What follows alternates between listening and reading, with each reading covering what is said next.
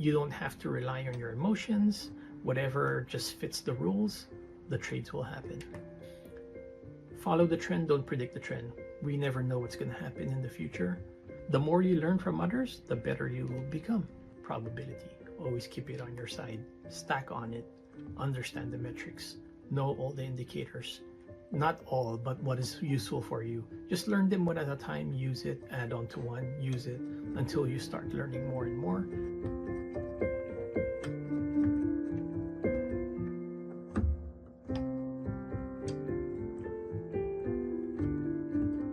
Hi, I'm Benjarriola.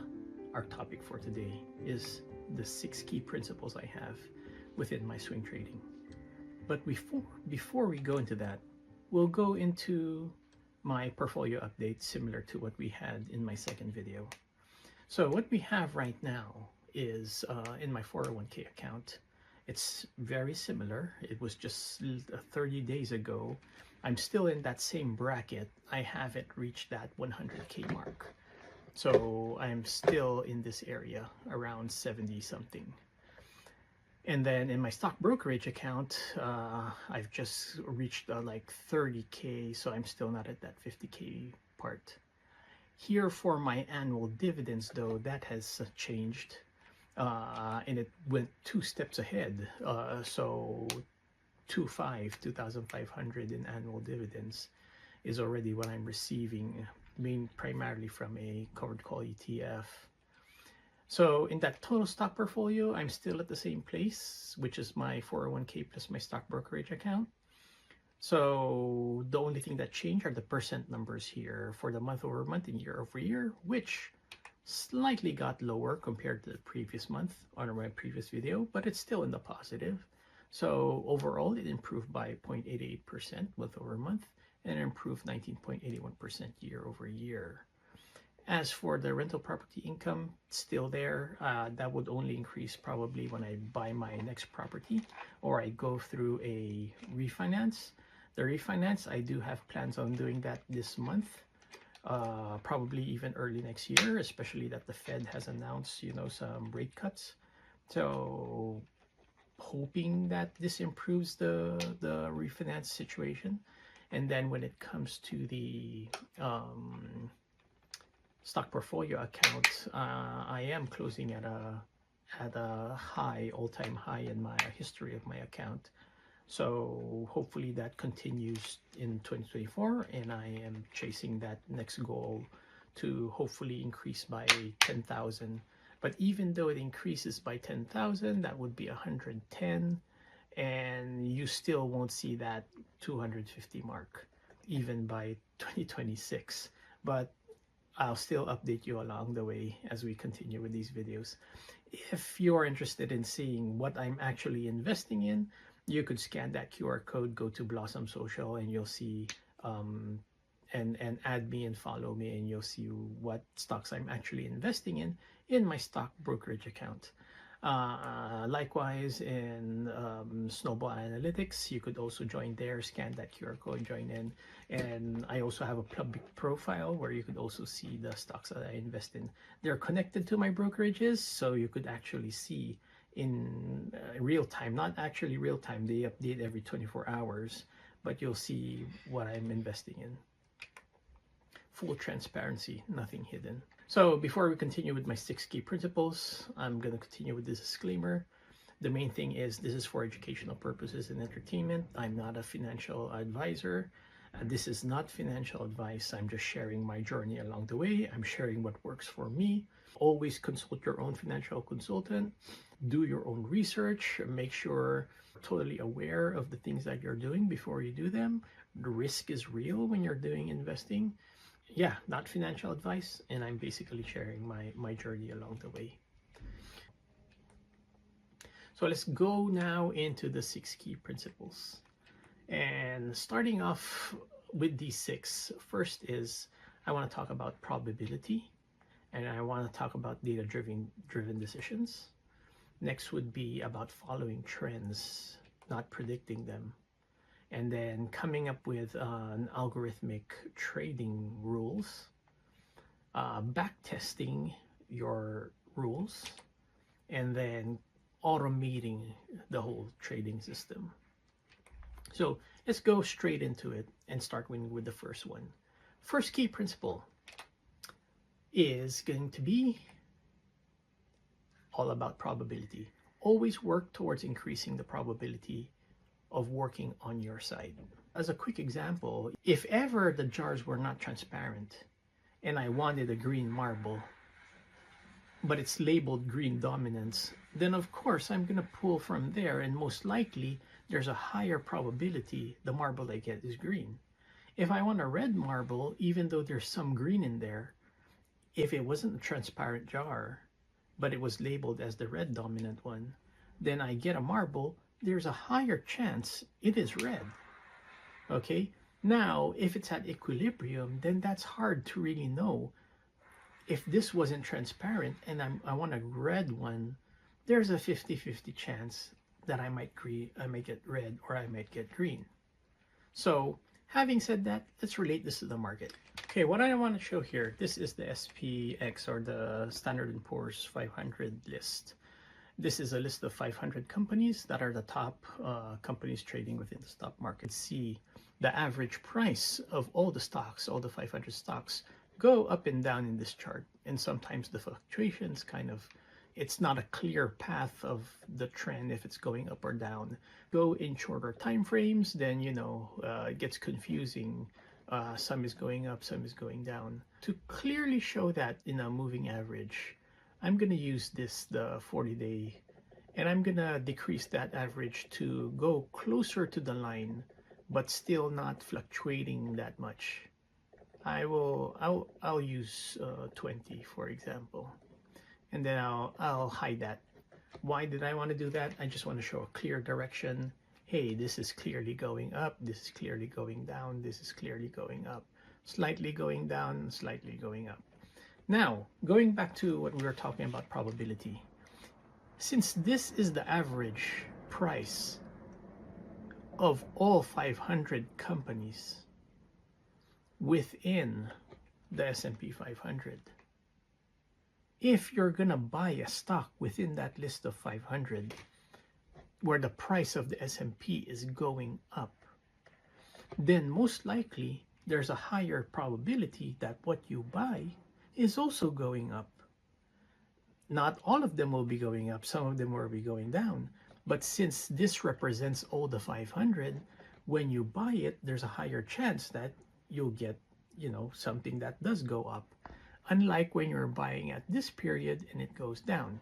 So that is just an example of probability. When the market is going up, then buy. If the market's going down, then don't buy or take defensive action or do trades that make money in a downward trend.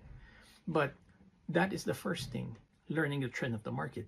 Even though someone says this company is so great, it's really going to grow, but it's in a down market. Sure, you could buy if you're an investor and you believe in the company, but if you're a swing trader, that may not be the proper time to buy, because you want to buy when you're going to make money, because you're not in there for the long run. You have to enter and you have to exit, and upon entering you want it to be going up right away. So if you want something to be going up, then periods of buying here are all good because you're seeing it going up. That is what we meant about probability, buying stocks when the trend of the overall market is going up.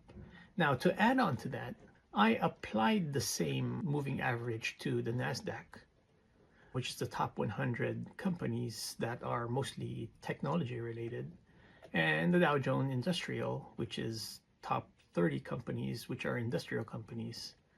30 stocks, 100 stocks, and 500 stocks. And if you're buying a stock within those indexes, then good, there's a higher chance it's going in that direction.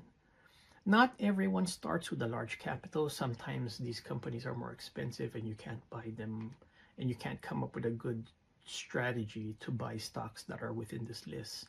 And sometimes you have to look at the market in general. Sometimes the market follows the trends of these top 100, 530 companies. But this is where I like getting the average of all stocks within the market. Now, I'm relying on a separate software here that helps out with this. Currently, this market timing graph that you're seeing is based on the average of all stocks within the stock market, but it does exclude some of the penny stocks out there. So this is a list of around 9,000 plus stocks within the stock market, and getting a good average to get a good direction of that flow. So things that will be included here that's not in the S&P 500, of course, will be the small cap stocks, and small caps are sometimes included within the Russell 2000, which is a separate index that you could monitor. But I prefer looking at this larger set because you get a general feel of the broad direction of the whole stock market. Sometimes you could see they look somewhat similar though. Dow Jones seems to have this rising trend somewhere here from January to February. It wasn't that clear on the NASDAQ. The tech stocks weren't increasing that much. You could kind of see it in the S&P, and you could also see it in all the stocks in general. You could see this downward trend seems to be more prominent. It wasn't that prominent in the S&P, not that in NASDAQ. You could see it in the Dow Jones, but overall, so if you were invested in small caps during this period before January, you've probably been experiencing that downward trend. So I like looking at the overall market because that also increases the probability, because you're looking at the larger data size, a larger sample set, gives you a better feel of the market, which helps out when to buy the stocks that you want to buy. That because you're putting more probability into what you're buying, that it's going to go in the direction of the overall market, what the market is doing. So I showed that example with the overall stock market, but you could also do that same principle of probability, looking at it per sector, looking at a sector graph, looking at an industry graph, and apply the same principles. If you intend to buy a stock within one industry and you're comparing it within the other industries, or if one industry is going up, all the other industries are going down, and you want to buy in that industry, that also puts probability on your side. Whatever you buy most likely will be going in that upward direction. So probability is something that we will also come back to when we're looking at these other principles. The next principle I want to talk about is to make data-driven decisions. So when it comes to data-driven decisions, of course you need the data, and when you come up with the data, there's different metrics, there's different indicators. So the main assignment here is just know what they mean. Know what they mean so you know how to use them. Looking at the ones that I use some technical indicators. I use some fundamental metrics as well.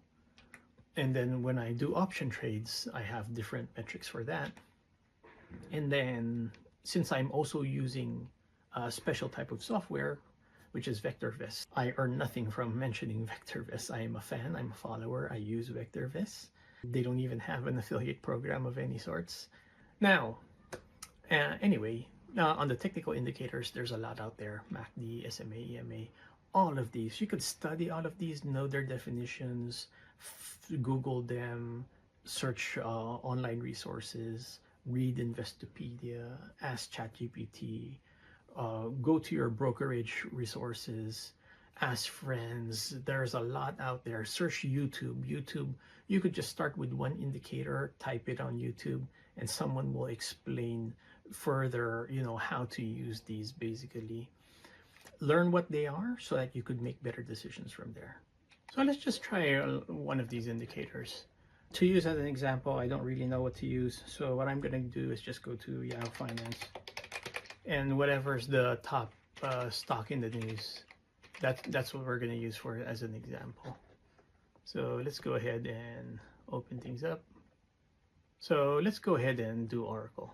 So I'm just going to go to my brokerage account, and I'll type here RCL, I believe. Yep, that's correct. Okay, RCL. What do I have? I said different metrics, different indicators, and what I'm going to use is more of a technical indicator that shows somewhat of a direction in a way. I am going to use moving averages. I already have it set up by default here on my charts. So you could see under studies, I have 1, 2, 3 three moving averages. I have exponential moving average, and these are configured by 5, 8, and 13. 5, 8, and 13. And then the daily moving average, I have it set to 50. Okay, so moving average, what does that mean? Of course, if you have 5 days in the past, 1, 2, 3, 4, 5, whatever's the average price of that gets plotted here. And on the next day gets plotted and so on. It kind of smoothens the line. If the range is longer, then it has a longer average. The longer the range, the smoother the line. So since the simple moving average is 50, it has the smoothest line, while the others are still kind of following the price. So this is how you use this in the training that I've got. I call this the EMA squeeze. So what's going to happen here is this gives you a clear buying signal and selling signal, when to buy and when to sell stocks. So first is, when is the best time to buy? The best time to buy is when the moving averages, the three moving averages, are below the 50-day simple moving average. You could see that it's below. And when do you buy?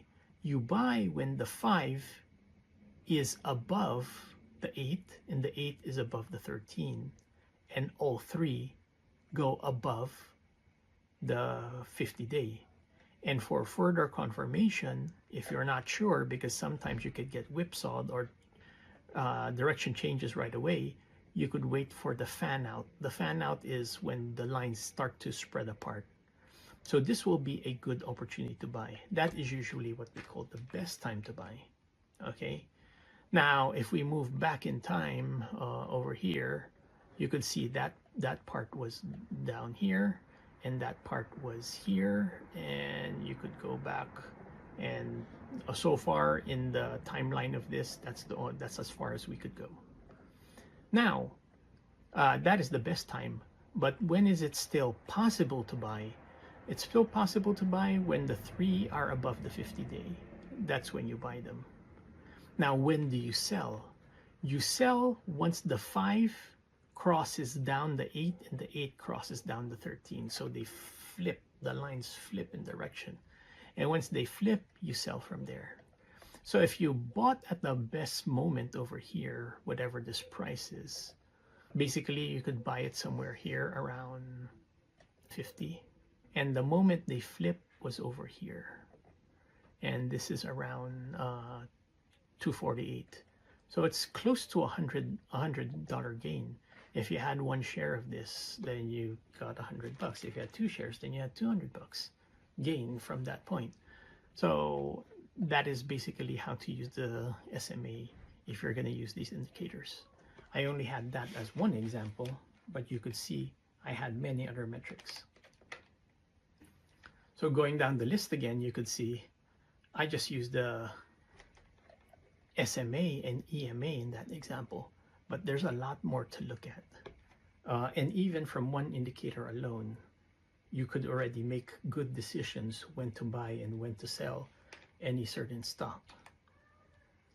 Now, going back to probability plus using data-driven decisions, what increases probability is if you didn't only use one metric, you didn't only use one indicator, you use multiple of them, and if all of them are saying the same thing.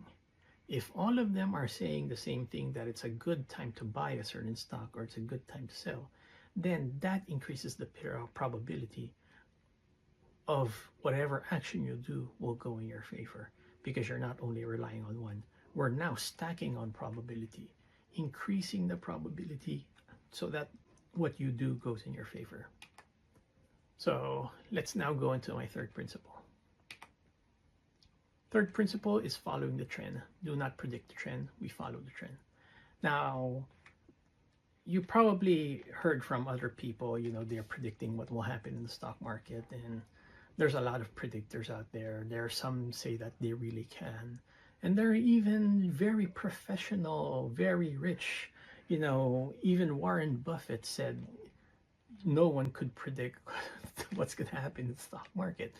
And basically, in my swing trading practices, I also don't predict the trend. I simply follow the trend. This goes back even to my earlier example when I was showing the moving average of the overall direction of the market. I'm not going to predict what's going to happen to the market tomorrow. And I also don't do that to the individual stock. When I buy a certain stock, I don't predict if it's going to go up or go down. I just buy it when I know the trend is going upwards. And when the trend is going downwards, then I don't buy it. Let's go back to my other example. In the best case scenario, or in any business, to make a profit, they always say buy low, sell high, buy low, sell high. So in theory, if you're looking at this chart, and let's go in historical, the most you could make money off this, if you knew when to buy and when to sell, this is a low point, you buy there, you sell at the very top.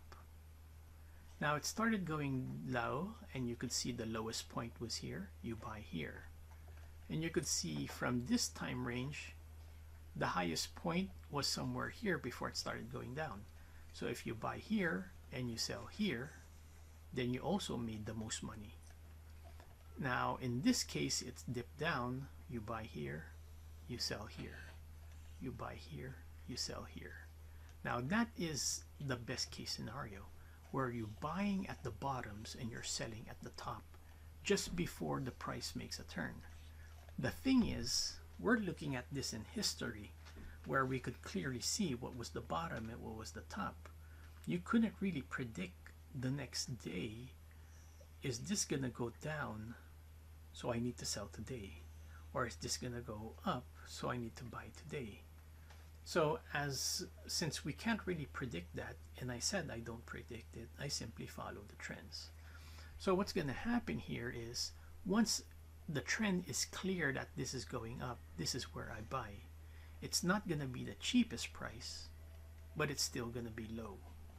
And then when I sell, let's say this turned down, it's not going to be it's not going to have the largest profit because I sold a little bit late, but it's still gonna make money.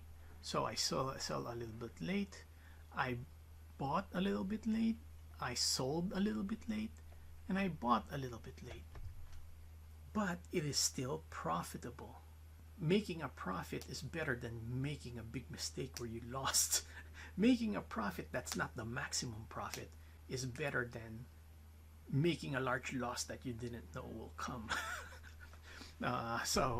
That is basically, you're following the trend. You're not predicting it. I'm not gonna predict that. See, if it was this day, would I know that I need to buy because this is gonna skyrocket the next day? I wouldn't know that. But once it did skyrocket, would I still buy it if I'm seeing the trend going downward? No, because I'm following the trend. I would rather do a sell if I already owned it. But once I see that trend turning around, would I buy it? Maybe. Maybe. Would I sold it here? I wouldn't know. Would I made the loss because I didn't anticipate this going down? Losses do happen. So basically, following the trend instead of predicting it. Making a profit even though it's not the maximum is better than trying to predict and making a big loss. So talking about probability again, what I just described there was again putting probability on your favor. We already know what the trend is and we're following it. So we're adding a layer of probability because most likely we will make a win even though it's not the maximum, but it has a less probability of losing.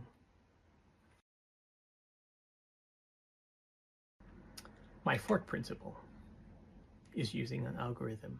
Create your own algorithm. Make your own trading emotionless and rules-based. Now, I know I'm using the term algorithm here, and algorithm could mean many things, and people could call it different things. They could call it automated rules, or trading systems, or trading rules, or programmatic trading, automated trading, whatever you want to call it. But whenever you talk about an algorithm, that's simply your rule set, the rules of what you're going to buy, what you're going to sell. So 3 basic questions to answer whenever you're coming up with your algorithm is what to buy, when to buy, and when to sell. So to answer these, what to buy, you could rely on scanning rules. What are your rules to pick and choose which stocks to buy? And then when to buy, you could rely on market timing signals. When the market overall is going up, then that is a good time to buy. And then when to sell, you could look at your stock metric indicators. When you know that the stock looks like it's going to go down or it already started going down, then you sell. You made a profit, and then what to buy is basically based on your scanning. Let's show an example. Okay, let's look at this. I'm using a current software to use for scanning. You could use whatever software you have for finding different stocks to buy. There are many pre-made scans here that are created by the software that I'm using, and I'm using VectorVest, by the way. But I'm going to go ahead and work on one that I've played around myself, but it started with one of the template ones. I'll use blue chip bargains. Okay, I don't even recall what modification I did here, but just to show as an example. I'm looking at a watch list of stocks, and this watch list is basically a list of blue chip companies. I'm looking at the stock price, and I want it above 1 because I want to avoid penny stocks. I'm looking at the average volume because I do want it to be liquid. I want to see a large amount of people buying and selling the stock, so it's pretty easy to go in and out. Looking at a volume of 100,000. Almost every stock exchange out there, which that simply is, I'm avoiding any type of contra ETFs or stocks or ETFs that go up in value and the market is going down, because it goes the opposite. When the market's going up, they go down. So I'm avoiding those. Some of these are proprietary metrics within the software that I'm using, but you could think of this RS, or relative safety, more like a safety metric. If I leave my money in there for the long term, most likely it's going to make money. That's how I look at the relative safety value. And this is usually a range from 0 to 2, where 1 to 2 is good, while 0 to 1 is bad. Anything below 1 is not that safe to leave your money in there. It doesn't have the proven track record of a history of the stock gaining in price over time. While if it's 1 above 1, you are more confident to leave your money there. Even though you're seeing somewhat of a dip, most likely your money is safe in the long run. So I keep that metric higher than 1.2. Split adjusted, this is only happenings if you have any type of stocks where a split has happened, because sometimes that skews the price during the timeline, and it gives some false notion if the price is going up or down. And stock recommendation, this is proprietary also within the software that I'm using. If it's a recommended buy, I want it to filter it with those value. If I run the search, it comes up with, how many are these? 1, 2, 3, 4, 5, 6, 7. 7 stocks currently come up in this list, and that is my scanner. If I was to buy stocks at this point in time, then I already have my short list of stocks to buy. That's basically the what to buy. Now, talking about the when to buy and when to sell. I already showed an example of that earlier when I was using the EMA squeeze. You could use some other thing aside from all the metrics, but I just gave that as one example. But aside from that, you could also time it together with the market. I showed earlier, if I just go to a market timing graph that I showed earlier, and I'm just showing the moving average, we're now at this point. We're now already seeing an uptrend here. So maybe that is one of my rules. If this is going up, then I'm going to buy. Now, aside from that, I go back to the scan, and I'm going to buy several of these. That's my other rule. What to buy. Now, my next rule is when to sell. Now, when I'm going to sell it, let's say I just use the simple rule of a 10% trailing stop. So a 10% trailing stop is, if any of these go down in price by 10%, then I'm going to sell. But if they keep going up, then that 10% trailing stop, the price when I exit also adjusts as we move forward. And that's simply the rules that I have. So once you come up with some rules, then you don't even have to think, is this good, is this bad? You rely on the metrics, you rely on the study, you rely on what the indicators are doing, and you just simply follow it. It makes it emotionless, so you don't have to think about it. To layer this on with probability, here are a few stats I want to share. 66% of investors made an impulsive or emotional charge investing decision that they later regretted. This is from Magnify Money. That's their study. 7.13 is the average annualized return of an average individual investor, which is lower than the S&P. The S&P 500 gives you 10%. So if you're going to do swing trading and you're lower than the S&P, then might as well just invest in the S&P long term and don't do any of the swing trading. But if you could see here in the stat, most of it, based on this survey, is due to poor timing and emotional decisions. Now, in a separate survey, it was reported that the most significant factor affecting their decisions is their emotions. Okay, 43% of them say it's fear of loss, 35% say they have strong optimism, while 22% they simply say they're excited. That survey is from eToro. So sometimes these emotions could go in your favor, sometimes they could not go in your favor. But when you have these algorithmic rules, then you simply follow the rules and disregard your emotions, no matter how you feel. Just trust the rules you have so that you don't have to use your emotions, and that puts probability that your emotions are not going to mess up the results of the trade that you want to achieve. Let's go on to the fifth principle, backtesting. Backtest your trading algorithms with historical data.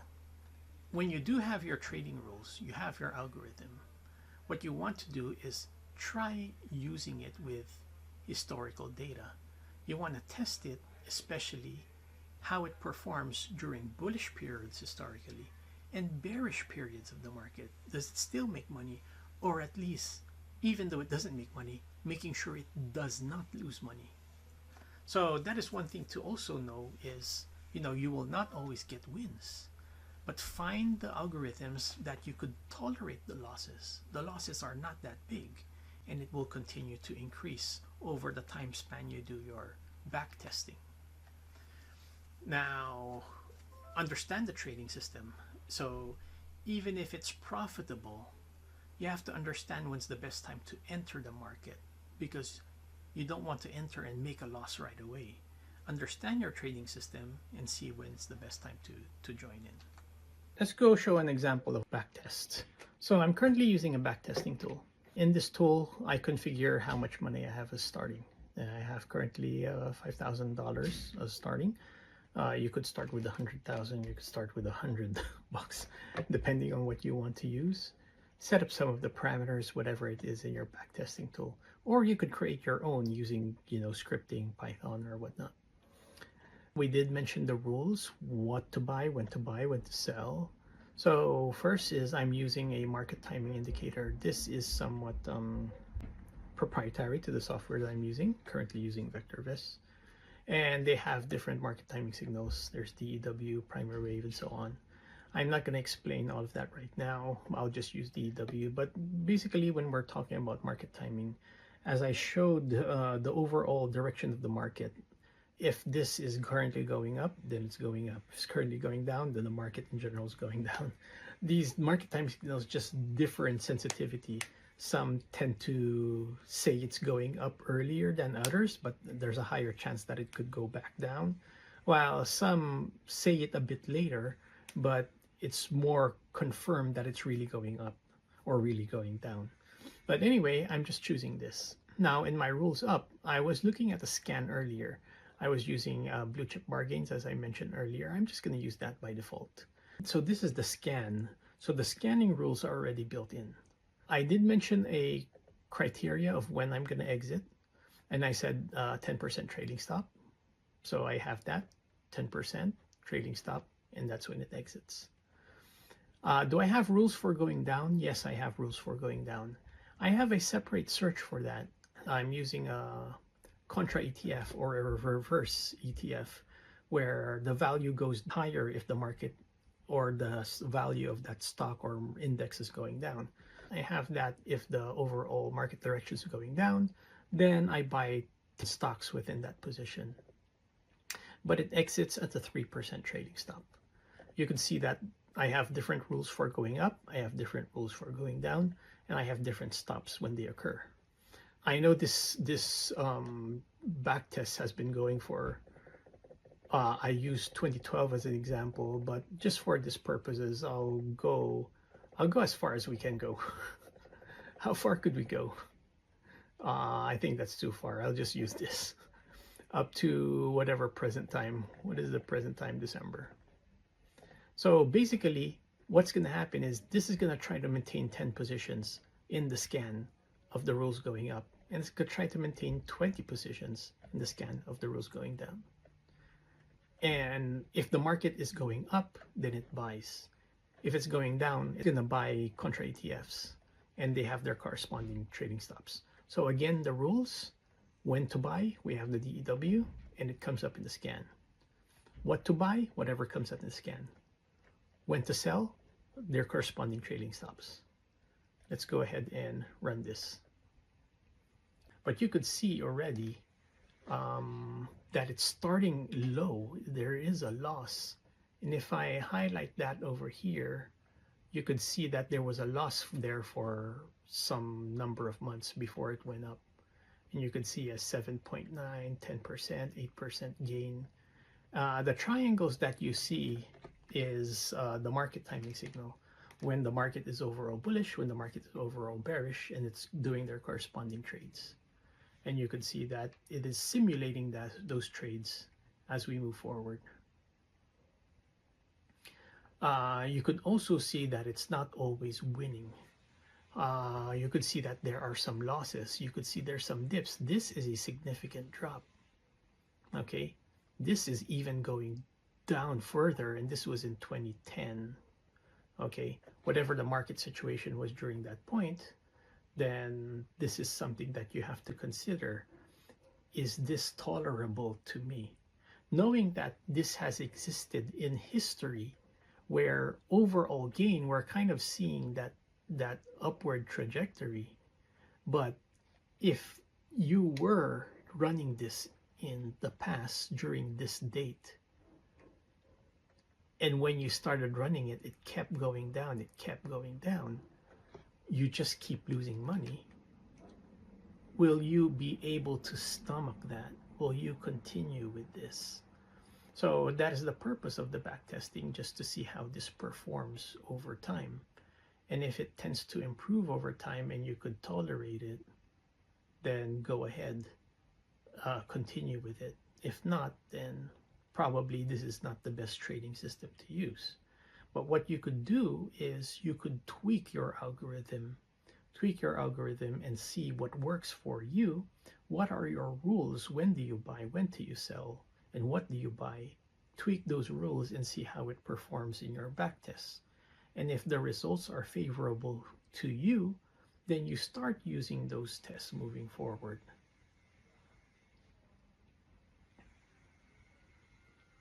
I'll pause this recording and wait until it's finished, and we'll see the final result.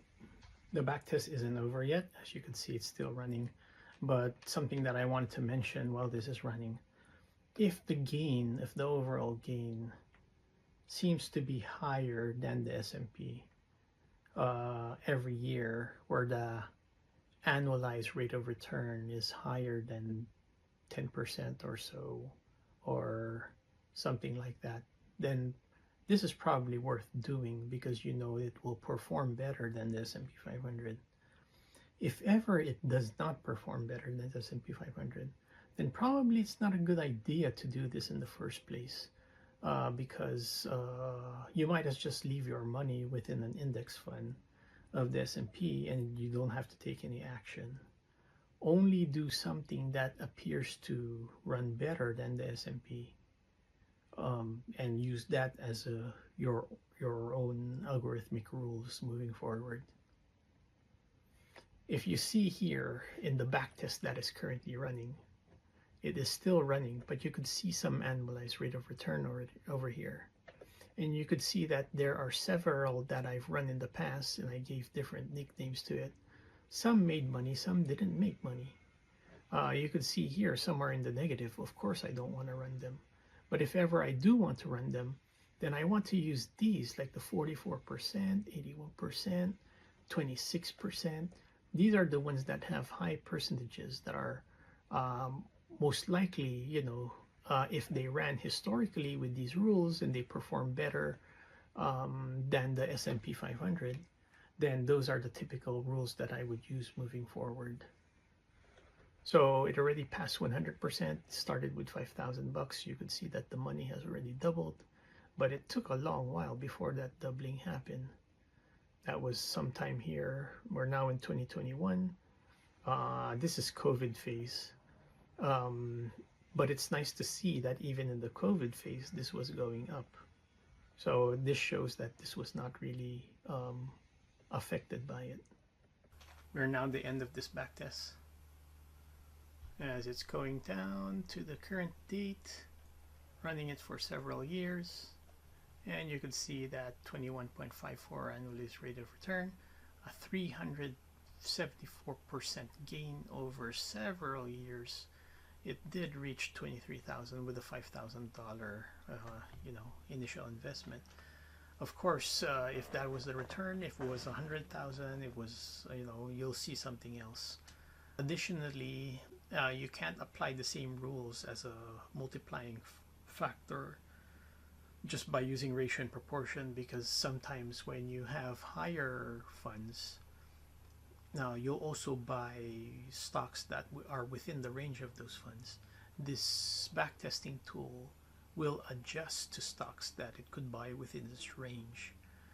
It will buy cheaper stocks, and sometimes those gains are not proportional to the gains if you bought larger price stocks. But anyways, whatever the case is, whatever your funds are, big or small, you want to backtest it and see if it gains over time. And if it does, then that will be your rules moving forward. Now that we've done some backtesting and I showed an example, how do you even layer on probability here? First is just looking at that graph that I showed earlier. If you're seeing more upward swings than downward swings, then if you apply this in the future, most likely there's a higher probability where you would also see more upward swings than downward swings. Another layer of probability is you could see that I use one algorithm. Now, sometimes some algorithms might perform so well, but during bad periods, let's say COVID period, it tanked, it did pretty bad. But your other algorithm, the gains were not so high, but during bad times, it was going up. So having multiple algorithms that you backtest could be performing in different ways. If both of them are winning, but both of them are strong in different down periods of the market, then running them simultaneously could increase the probability of having less losses during down periods in the market in the future. You could see in the trading rules that I had, it was buying multiple positions. It was buying 10 stocks at a time, because even if the overall direction of the market is up, if you choose one and you make a mistake and you put all your eggs in one basket, you put all your funds in one stock and it went down, then then everything goes down. If you bought 10 positions in your trading system, then in the overall direction is going up, so there's a higher probability most of the 10 will be going up. Even if some will be going down and you split your funds equally among the 10 stocks, then there's a higher probability that all of your overall gain will be going up together with the majority of the stocks. So we'll go to the last one. automation. We want to automate this. So we already have the trading system, your algorithmic rules. You already have the backtesting data. Well, you know it's going to perform, and you basically want to automate it. So in the sixth principle, we want to automate your trading systems.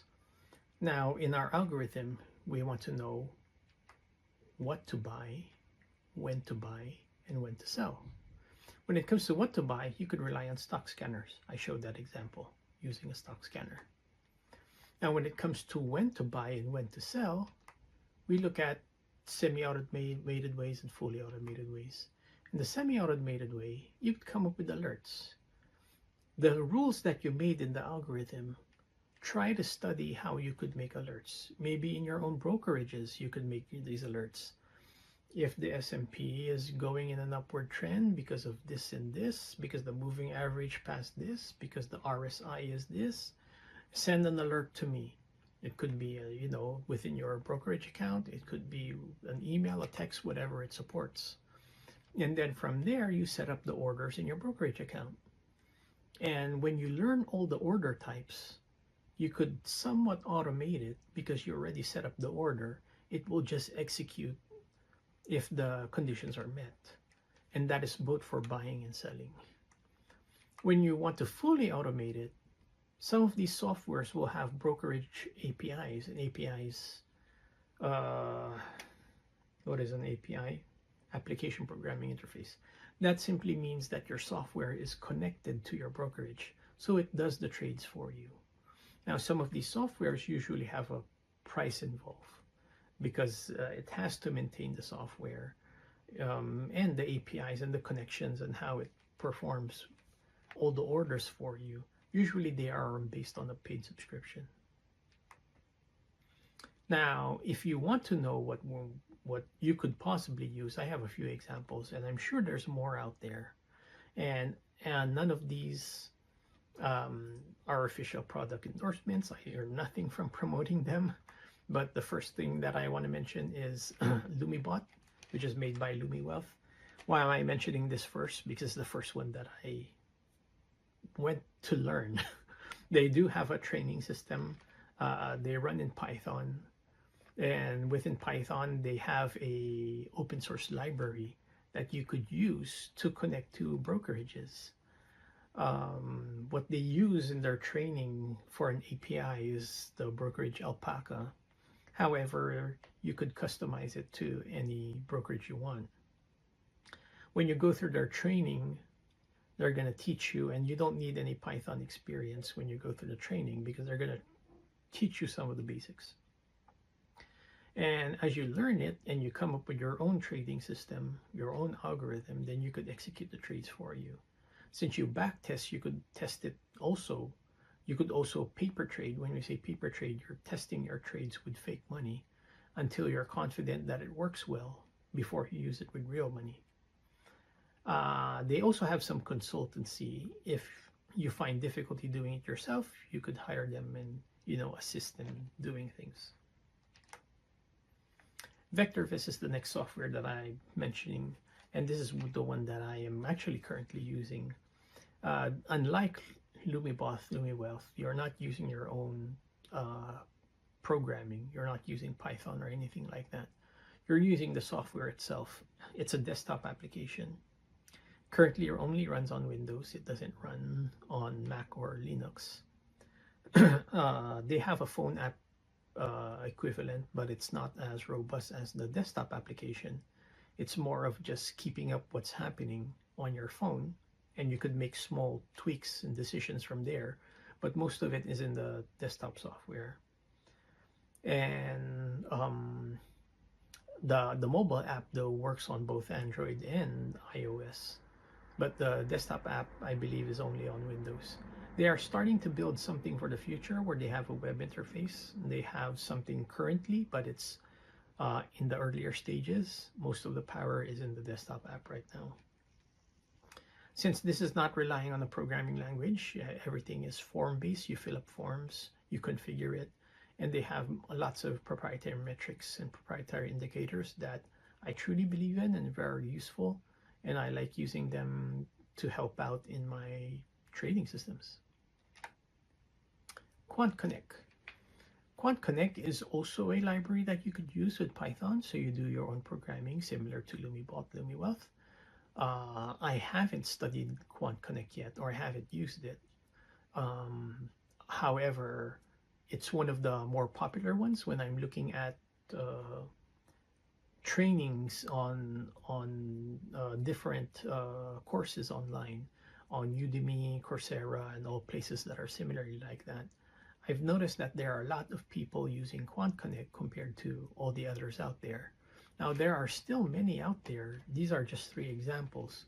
I bet the moment you visit any of these three, or you visit all of the three, you're going to start seeing the ads in your social media and online and Google. You're going to start seeing the ads of all the other software that you could use that are somewhat similar. Trade Machine is another thing I'm looking at. Again, I haven't used it, but it looks promising and I intend to use it in the future. I'm just building up my funds for that, but Trade Machine compared to other three looks like it's pretty good in the algorithmic trading for option trades, not just stock trades. So something I also want to look into. And it's leveraging AI also in their algorithms. So again, layering on probability. When you use this automation and you use probability, then there are fewer instances where you will miss out on timing. Because when you're doing trading and you really want to enter and exit at the right time, it's hard. You know, some of us have day jobs, we have a life. We have to do things within the day. We can't stare at the market 24/7. And sometimes you could miss out on the opportunities when you need to buy, when you need to sell. But when you automate the system and you give your rules, when all conditions are met, then it does the buying and the selling for you. Now, more automation makes it easier to handle more stocks within your portfolio. Something that you might hear from different people, they say, you know, if you have too many stocks, it's hard to monitor. It's hard to maintain because you have to look at so many stocks. Do I buy this? Do I buy that? Do I buy, sell, or hold? And if you have 100 of them, that's 100 stocks you need to look at. However, if it's fully automated and you have rules, then you don't care how many is in there. It could be handled by the system and you don't have to look at it. Now, more automation could handle multiple trading algorithms. I just showed one as an example. And personally, in my own portfolio, I am currently running 5 that are automated. 2 of them are not automated because they're option related, and I'm doing that manually currently, but I currently have 5 simultaneously running. And they're all going against each other. Oh, that's that. So going back to the 6 principles. 1 is probability. Always keep it on your side. Stack on it. Stack on probability. Data-driven decisions. Understand the metrics. Know all the indicators. Not all, but what is useful for you. Just learn them one at a time. Use it. Add on to one. Use it until you start learning more and more, and then it equips you more. Once you have 3 or more indicators, is always a good practice that are in align with your decisions, then you're more confident in it, and just instead of just relying on one. Follow the trend, don't predict the trend. We never know what's going to happen in the future, but if you're just following the trend, you're going to lose out a little bit. You're not going to have the maximum profit possible, but you'll still have a profit and you're not going to lose money, instead of trying to predict what's going to happen and you could lose a lot of money. Come up with your trading rules, come up with your trading system, your algorithm, so that you don't have to rely on your emotions.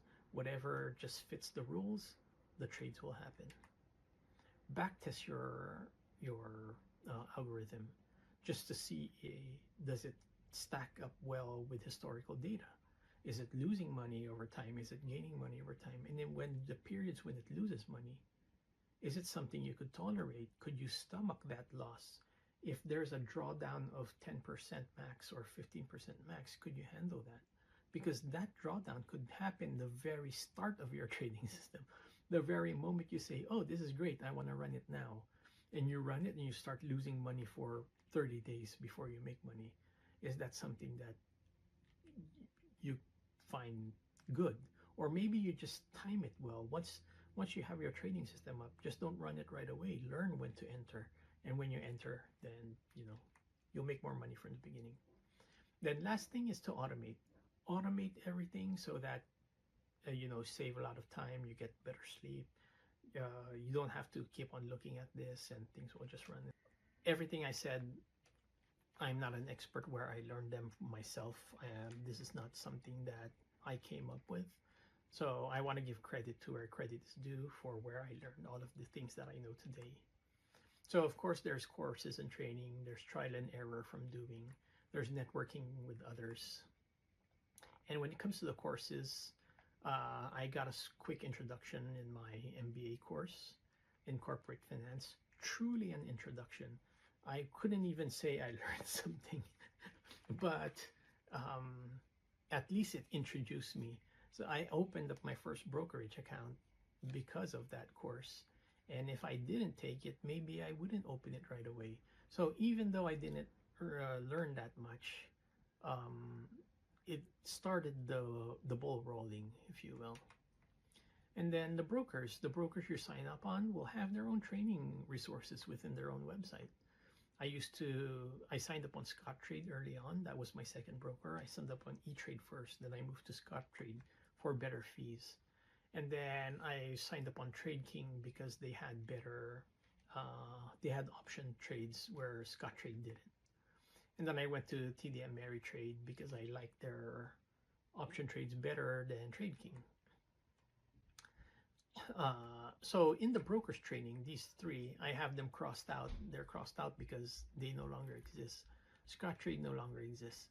When Scottrade used to exist, they even had offices, actual physical offices that I went to because they had scheduled trainings that you go to. And I would sit down in their trainings and listen.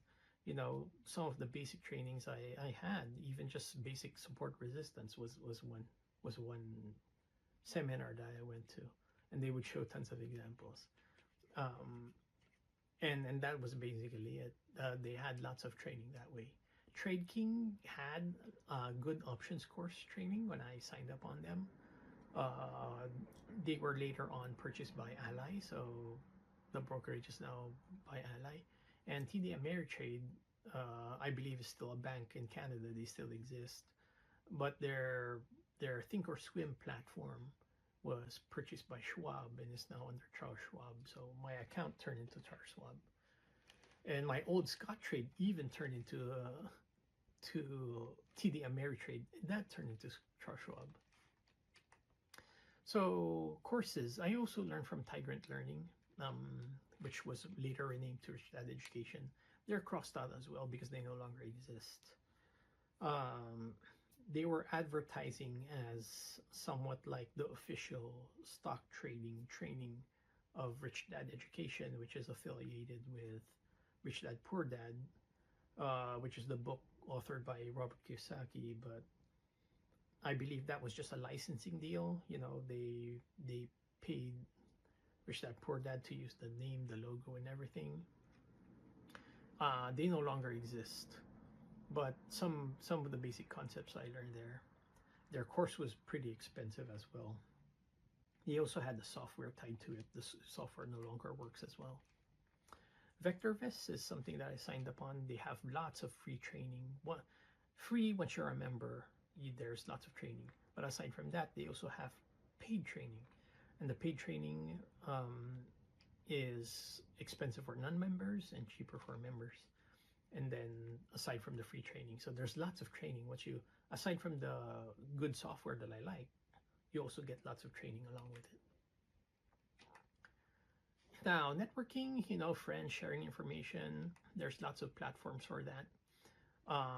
When it came to sharing information, I recall on the website, meetup.com, I type in, stock trading, whatever, and there's many groups that meet in some frequency. There was two that I used to go to. One is not from Meetup. One is part of VectorVest. They used to have a Meetup group in Irvine that meets every second Saturday of the month. And I'm based in San Diego. I used to drive up there every second Saturday until I was kind of getting all the basics already, and it wasn't worth the drive because it wasn't learning anything new anymore. So I no longer attended that. Then on meetup.com, there was a bunch of retirees at elderly housing that had this regular meeting, and they're just talking about stock trading, different strategies that I used to attend. I somewhat felt out of place because I was one of the younger people, and all of them look like they're all retirees. And aside from that, all of them in their trading examples all start with 100,000, while I don't have 100,000 to begin with in my examples. So, but it was still useful. I still learned a lot. And then networking with friends, the beauty of the social networks today, Blossom Social is one that I recommend everyone should join. I have the QR code for you to join there. And once you join, just look at it as like a Facebook of stock traders, stock investors, and you could learn from other people. Just know that not everyone on Blossom are swing traders. Some of them are investors, long-term investors. Some of them are dividend investors. Some of them are dividend growth investors. Some of them are option traders. But the more you learn from others, the better you will become. And also gives you more different opportunities aside from swing trading.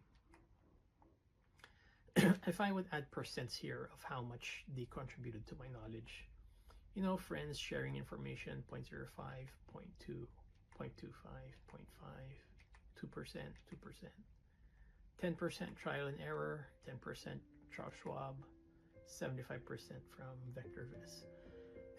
So most of my learning really came from VectorVest in swing trading. And you could see Blossom Social there. I have 0.2 because I don't learn swing trading from Blossom Social, but I learned other things there. I learned about dividend investing, I learned about growth investing, but from swing trading alone, these are my sources of information.